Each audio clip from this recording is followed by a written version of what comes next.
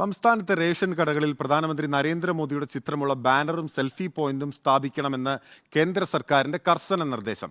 സൗജന്യ അരി വിതരണത്തിന്റെ ക്രെഡിറ്റ് സംസ്ഥാനം തട്ടിയെടുക്കുന്നുവെന്നാണ് കേന്ദ്രത്തിന്റെ പരാതി. ലോക്സഭാ തെരഞ്ഞെടുപ്പ് അടുത്തിരിക്കെ ബാനർ സ്ഥാപിക്കുന്ന കാര്യത്തിൽ സംസ്ഥാന ഭക്ഷ്യവകുപ്പ് ആശയക്കുഴപ്പത്തിലാണ്.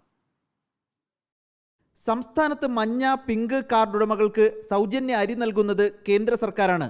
പ്രധാനമന്ത്രി ഗരീബ് കല്യാൺ അന്ന യോജന എന്ന ഈ പദ്ധതിയുടെ ആനുകൂല്യം പക്ഷേ സംസ്ഥാന സർക്കാർ കൊണ്ടുപോകുന്നുവെന്ന് കേന്ദ്രം കരുതുന്നു. നേരത്തെ നരേന്ദ്രമോദിയുടെ ചിത്രമുള്ള പോസ്റ്റർ റേഷൻ കടകളിൽ പതിപ്പിച്ചിരുന്നു. എന്നാൽ ഇത് ഫലപ്രദമായില്ല എന്ന വിലയിരുത്തലിന് പിന്നാലെയാണ് സെൽഫി പോയിന്റും വലിയ ബാനറുകളും റേഷൻ കടകളിൽ സ്ഥാപിക്കണമെന്ന് പുതിയ നിർദ്ദേശം വന്നത്. റേഷൻ കടകളിൽ സ്ഥാപിക്കേണ്ട ബാനറും സെൽഫി പോയിന്റ് ബോർഡുകളും ഉടൻ വിതരണം ചെയ്യുമെന്ന് ഫുഡ് കോർപ്പറേഷൻ ഓഫ് ഇന്ത്യ അധികൃതർ പറഞ്ഞു.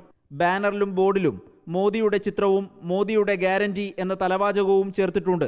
ലോക്സഭാ തെരഞ്ഞെടുപ്പ് അടുത്തിരിക്കെ കേന്ദ്ര നിർദ്ദേശം എങ്ങനെ നടപ്പാക്കുമെന്ന ആശയക്കുഴപ്പത്തിലാണ് സംസ്ഥാന ഭക്ഷ്യവകുപ്പ്.